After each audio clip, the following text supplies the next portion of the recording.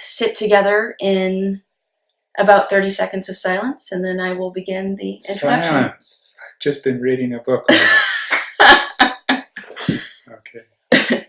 So if that's okay with you, we will begin with that, and then I will carry us on into our introduction.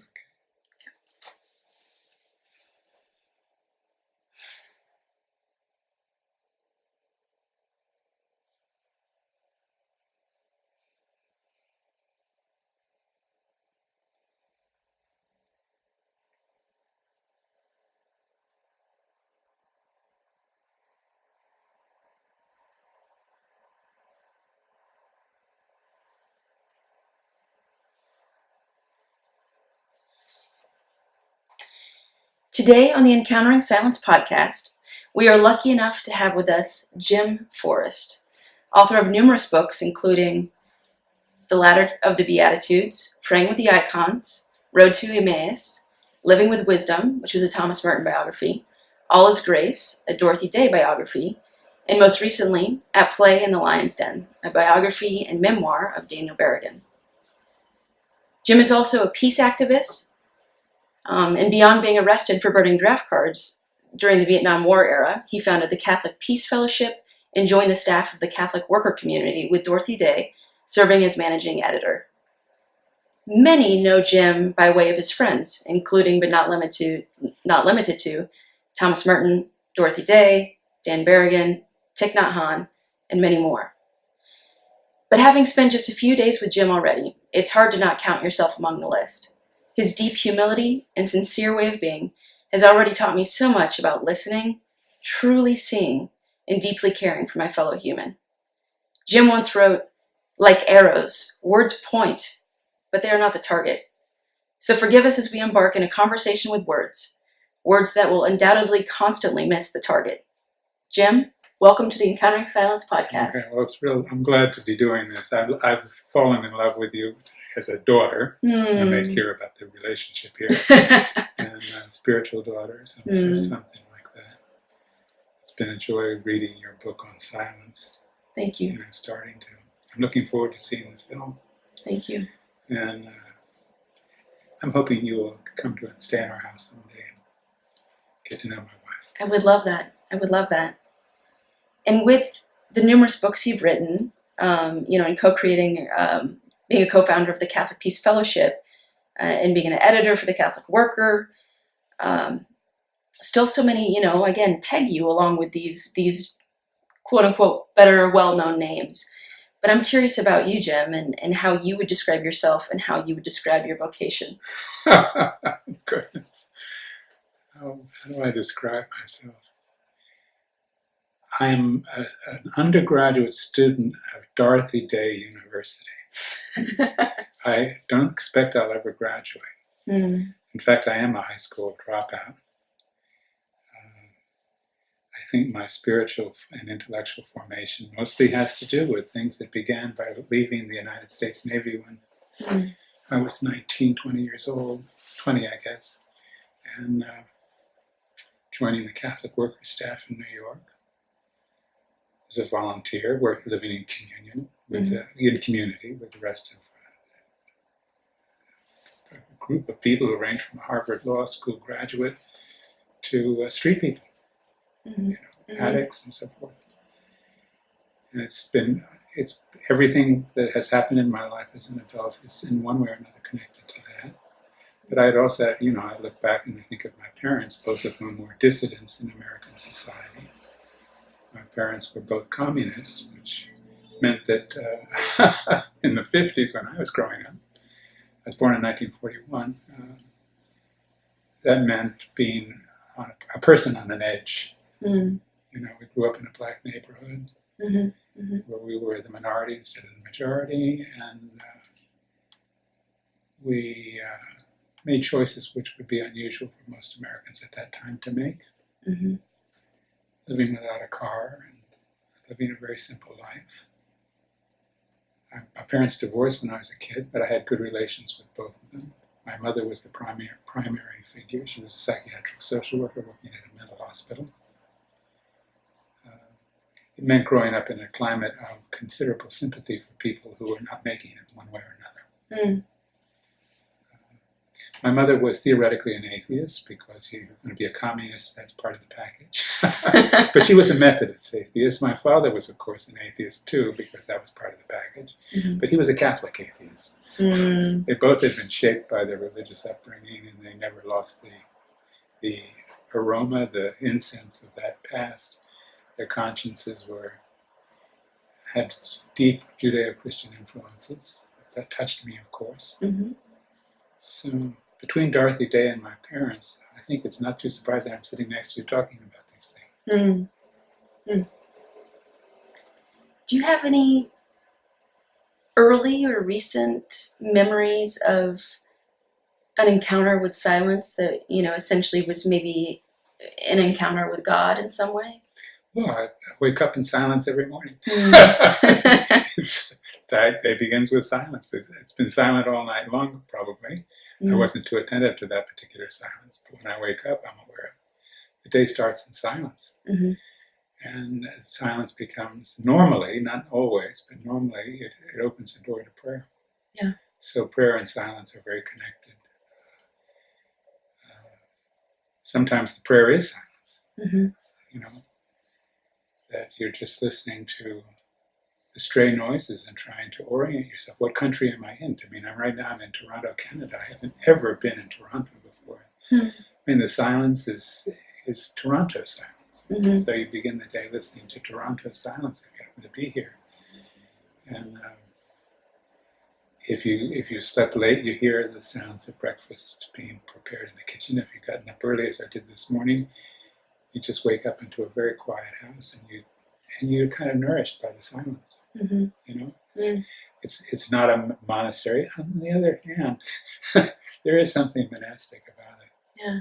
It's a very intent life that these two, my hosts and hostess, are living. Conscious, focused, hospitable. And it creates a kind of quasi, maybe just plain monastic smell. Mm-hmm. Mm-hmm. And there's a beautiful rhythm to that, isn't there? And finding the silence in between the offbeat, the music, and the silences between is just, when people live a rhythmic life, you can really... Yeah, it's a lot of major choices have been made by Tanya and Paul, big choices. And it has shaped the way they live, what they do, why they're here, where they will be the rest of the day, where they'll be tomorrow and the next day.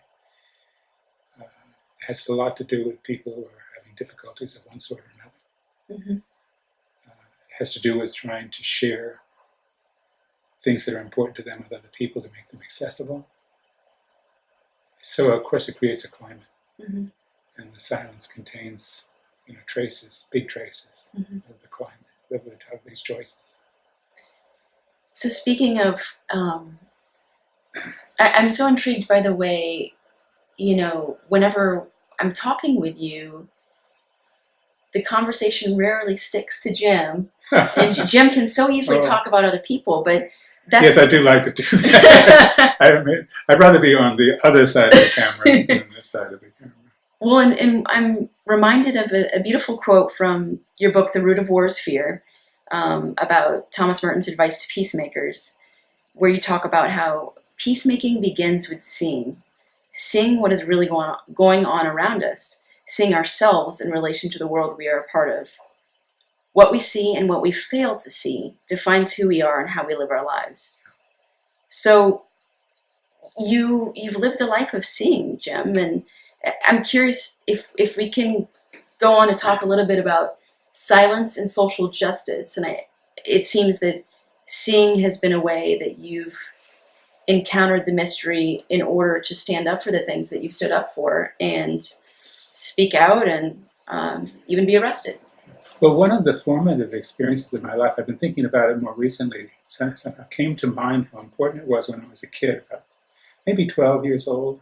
Mm-hmm. My mother taking me from Red Bank, New Jersey, where we lived, to Manhattan to visit the Museum of Modern Art, because they were having a major photo exhibition called The Family of Man. Now today probably you'd find another name for it because it's a male pronoun that's supposed to suggest the whole human race. Mm-hmm. But the exhibition was, I don't know, 200-300 black and white photographs suspended from the ceiling in various ways in relationship to each other, following human beings of different cultures, different races, different places, different levels of economic achievement or non-achievement, wealth to poverty, more poverty than wealth, from birth to death, from love to mourning, to play, to labor, you know. Mm-hmm.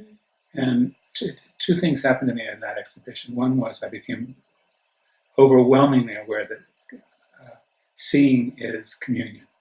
Mm. That I didn't have that vocabulary, communion, but Mm-hmm.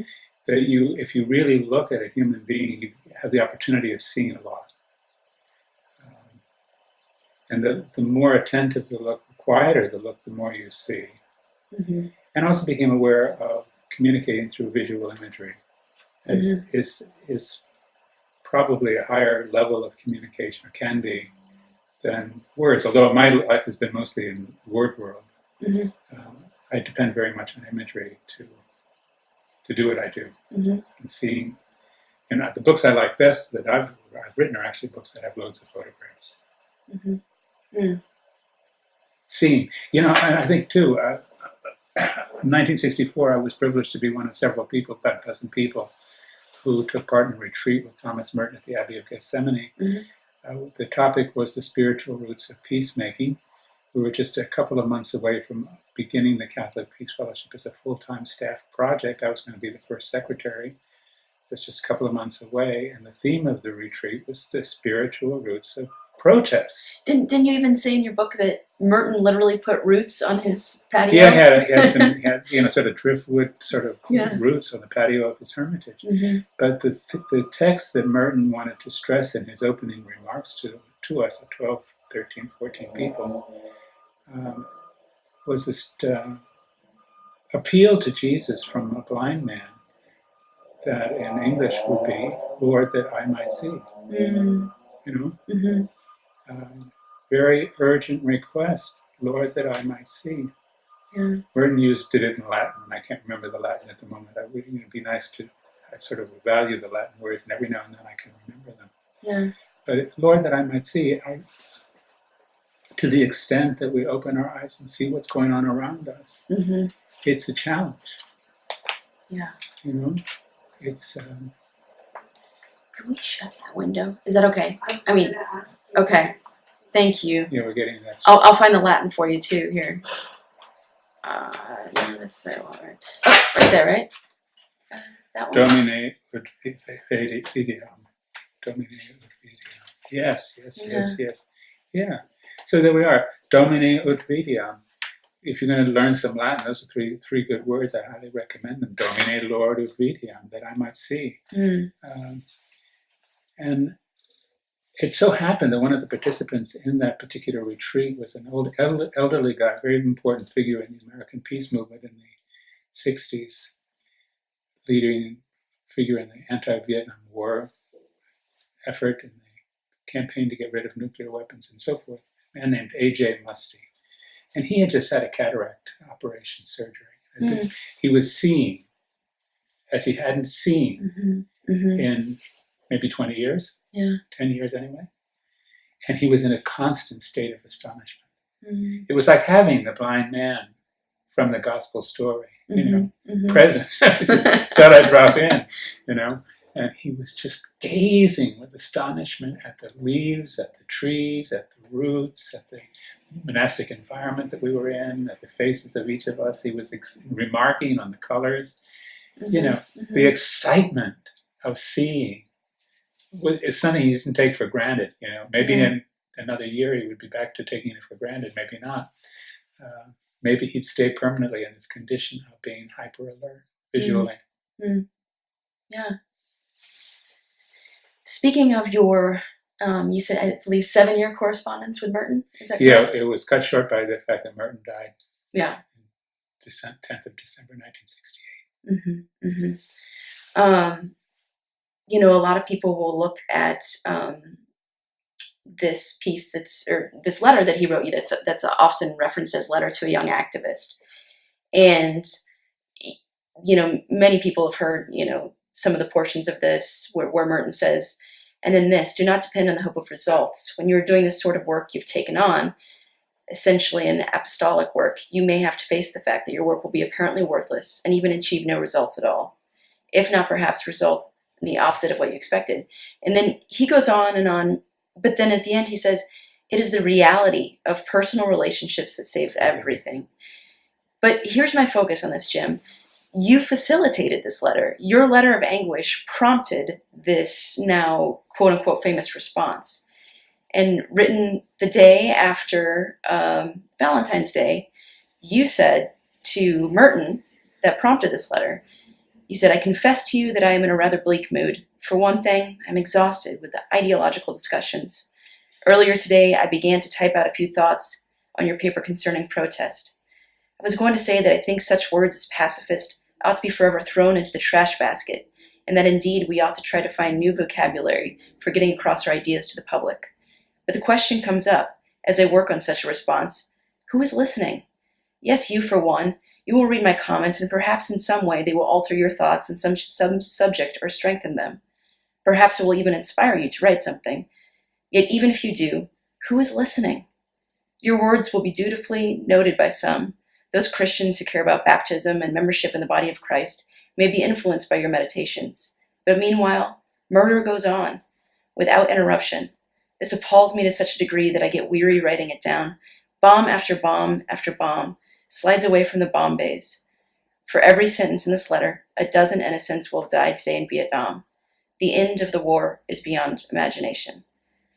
And the reason I wanted to read that is because, again, we so often look at Merton's response, but I believe your letter is just as poignant and just as relevant today, too. Innocent lives are being killed by war right now. Yeah, you're a very gifted photographer. You don't need to hear that from me. You've heard it from a lot of people. Your published work is quite impressive as a photographer.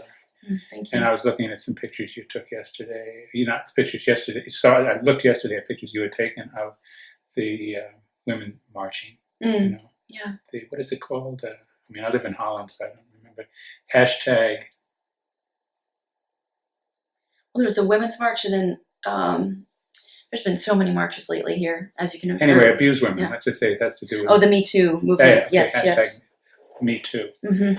And just thinking, tens of thousands, hundreds of thousands, maybe millions of women were out that day marching, carrying all kinds of signs, some of them extremely moving, some of them very funny, some of them poignant.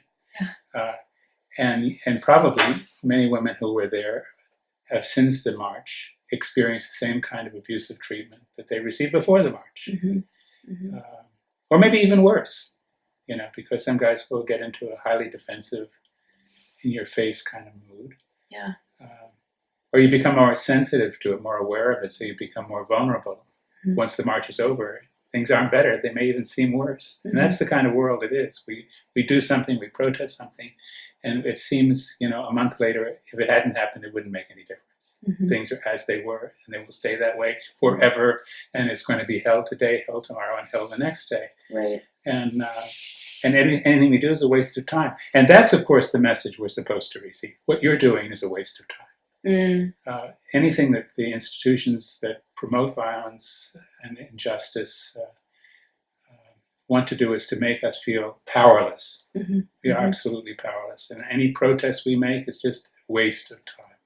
Come to Washington and tie up the streets, it's a waste of time. Raise up some signs, waste of time. Mm-hmm. Protest, waste of time. Mm-hmm. Actually, it's not a waste of time. The truth of the matter is it does make a difference. It's just that we often don't get... It doesn't happen fast. And sometimes it doesn't even happen in our lifetime. Sometimes it's so slow. The iceberg is so big, so much of it is hidden, so much of it is beneath the waterline, that watching it shrink is not easy for us. We live 60, 70, 80, maybe even 90, 100 years. Mm-hmm. But pick up a pebble on the beach, it's hundreds of millions of years old. Mm-hmm. It's a different time scale. Right. So I think Merton helped me to realize something which has been life-saving. That is, that shape your life on truth. Live it as courageously as you can. Mm-hmm. as joyfully as you can. Mm-hmm. And count on God making some good use of it. What you do is not wasted. But you may not have the satisfaction of seeing the kind of results that you're hoping for. Mm-hmm. Maybe you will. Maybe you'll be lucky. Maybe something will happen. But you can't count on it. And you can't say, my actions are dependent on quick consequences, positive consequences. Mm-hmm. Mm-hmm. Yeah, I remember a line from Thomas Merton's, I believe, Message to Poets, where he says something to the effect of, a hope that rests on calculation has lost all innocence. That's good. Please write that down for me. Yeah, yeah. I have to memorize that. Yeah, and just this idea that, we live in a society, and especially in America right now, there's so many people having conversations with the hope of conversion, as opposed to having conversations to love people and to care about people. Yeah, and also we live in a society in which everything is being sold constantly all the time, Mm-hmm. including what we become salesmen too. Mm-hmm. Mm-hmm. We become a herd of salesmen. I'm selling peace. You're selling women's liberation. She's selling better diet. Et cetera, et cetera. All the different things. It isn't actually what we're doing. Ideally, it isn't selling. It's sharing. Mm-hmm. Mm-hmm. And the way we share it is, first of all, by modeling what we want, what we can. Yeah.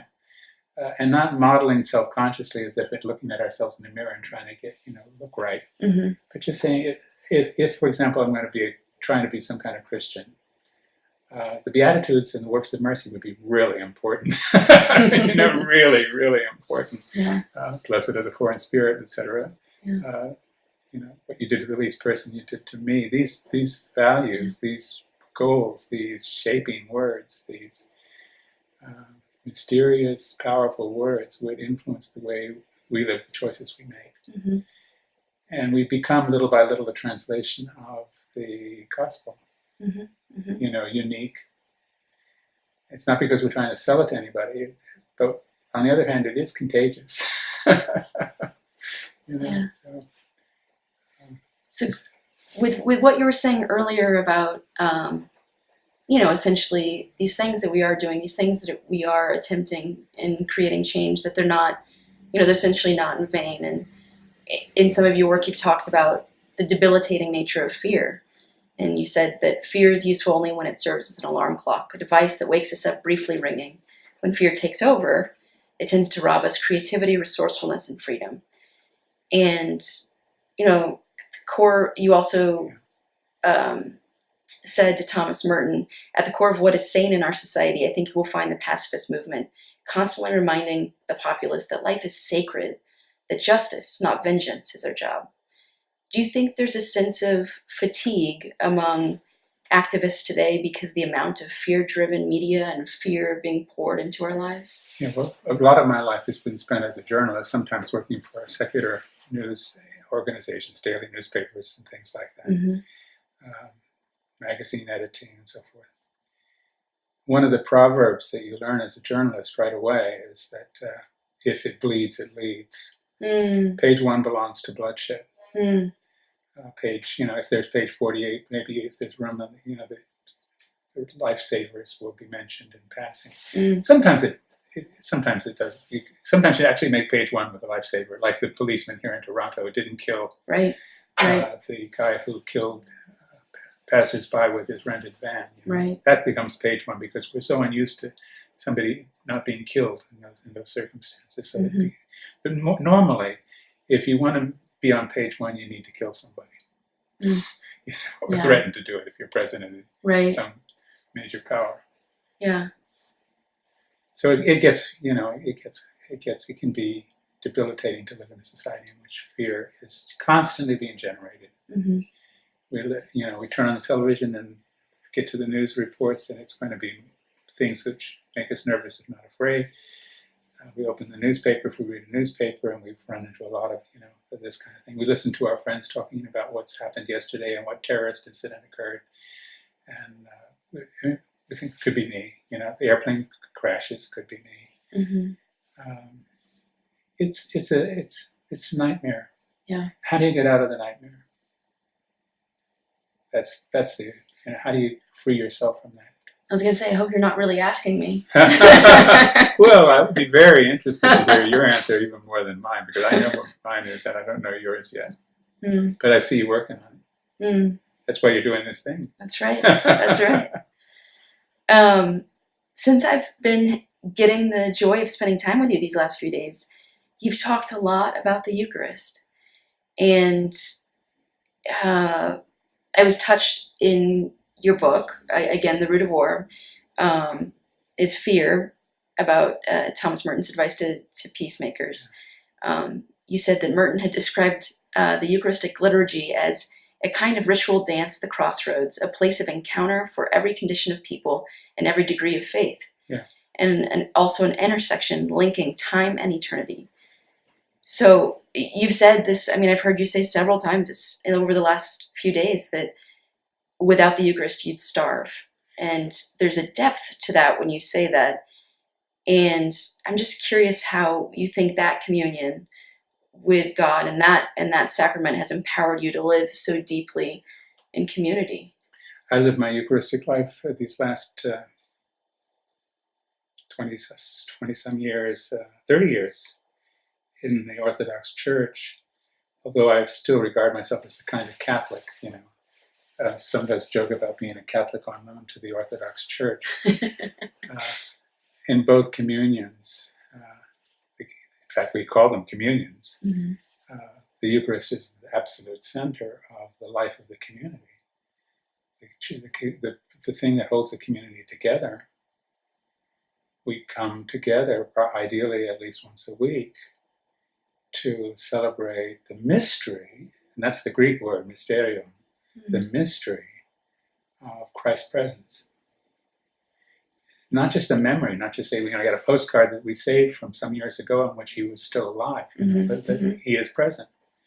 And he is present in a lot of ways. It's not just Eucharistic presence, but the Eucharist reminds us in the most vivid way possible that we're participating in the life and blood and breath of Jesus, and that it's not just a nice idea or a ambition or something. It's an event. It's a fact. It's familiar and unfamiliar at the same time. And then your whole life becomes, potentially, to the extent that you open yourself to this mystery, a constant preparation and a constant thanksgiving. You're doing both at the same time. You're preparing for the next communion. You're in the gratitude for the last communion. They touch each other. They run together. And little by little, the bread and wine become your blood and your breath and your body and your choices. And it's not something you can to some extent you can do it alone, but actually you need a community. Yeah. And would you mind telling maybe a story about, you had mentioned that you and Dan Berrigan would have the Eucharist together once a week for a while there? Well, we had been at a conference that brought us to Prague to meet with Western and Eastern Christians concerned about peacemaking in the summer of 1964. I was working for a newspaper in New York at the time, and Dan was on sabbatical. When I got to Paris, where he was staying at the time, we joined each other, and we went on together from Paris. We went to Rome, met with some people at the Vatican. We then went to Prague.